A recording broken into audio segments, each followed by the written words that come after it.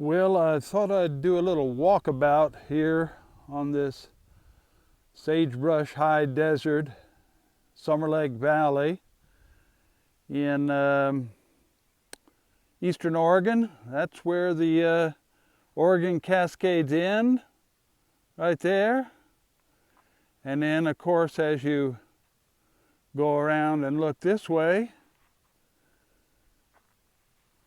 that's the Great Basin out that way, and it just goes all the way to the Rocky Mountains, high desert. But I'm going to just see what we can see out here on the desert and test out the mic feature of this. Hopefully it's on, and see how it sounds on video. So this year I've never seen so many weeds out on the desert. I mean, unbelievable. And I've been spraying this plant here, which actually looks like a mustard plant now when I look at it, and it might even be edible for all I know, which is nice to know. But as we go out across here, you'll see the remnants of crested wheat from bygone plantings. It has been overgrown by lots of sage. And then, of course, we come here to some desert paintbrush and a great big old clump of death camas. Again, I've never seen so much death camas on the desert before. So that means we had a pretty wet winter.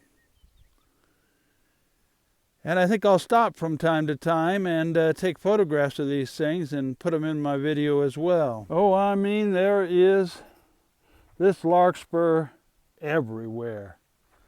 And the death camas and the Indian paintbrush. Right in through here, you can see it. And more of them. And more, and right in there it's good and thick. My shadow's in the way, but look how thick it is. And then when you look in other places, you see death camas all together. That's quite the thing. So yeah, and look at these lava rocks just out here in the middle of the desert. And my guess is, which would be the logical guess, might be wrong,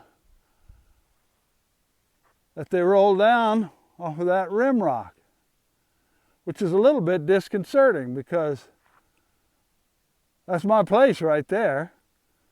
And down below my place is a couple of these rocks. So I just hope I get lucky and don't get rolled on by a big boulder. But here's just a death camas just sitting out here all by its lonesome. But it's not alone on this desert because it's everywhere. And then you get a little display of flowers right here with the larkspur and the Indian paintbrush together. That's pretty good. And then, oh boy, what a clump of it right there. That's a big clump of it right there.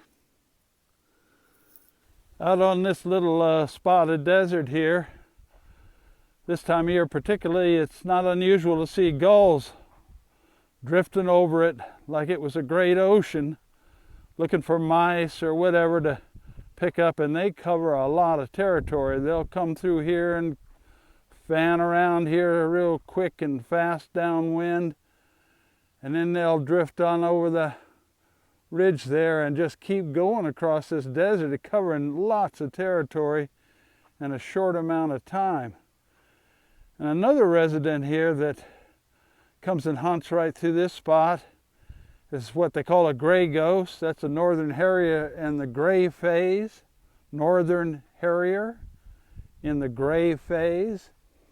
And it comes drifting over here, just scanning everywhere, trying to catch a little glimpse of some kind of rodent.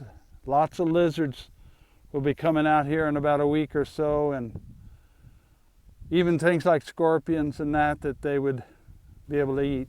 So this happens a lot. This is why you don't want to be booney-womping out across the desert, at least not without paying attention, because for some reason somebody just comes along and with a backhoe, obviously this was done with a backhoe, there's a mound of dirt that they piled up and dug this hole in the ground. You know, I don't know what they were going to do, bury an animal in there. It's like big enough to bury a horse or something, but I don't know what they were doing. But you come driving out across here like Evan Carlin used to do with his Cadillac, trying to get around his cattle, and you fall off into one of these and you got a mess. I said Evan Carlin was trying to get around his cattle, but on second thought I kind of remembered back. And in those days there was nothing out here, no houses, nothing. Maybe one little cabin somewhere when I first came here.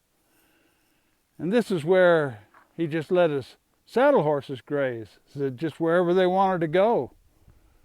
And there was no fences, there was only a gravel road, and so if he had to wrangle his saddle horses, he'd come out here.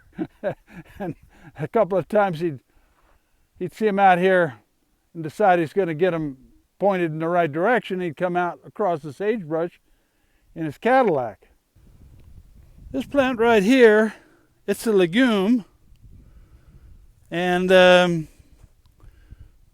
I think when it goes to seed and dries up, it's got these seed pods on it, and the old timers called it rattlesnake bush because they would rattle when you... So as I was saying before I pushed the wrong button, yeah, these plants will go to seed. They're legumes, so they got pods on them, and they called it rattlesnake brush because those little pods rattling with the peas in them sounded a little bit like a rattlesnake.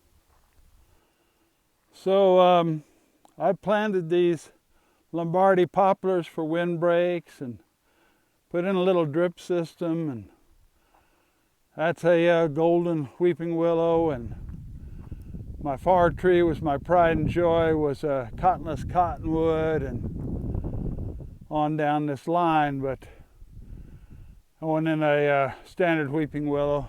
It's been a tough year. Trees are slow to come out. But then I noticed the deer had been nibbling on them, and they nibbled off some of the lower branches, which really, really is disturbing. But I have deer off that I put on it, and it works, but I was kind of lax, and so I paid for it.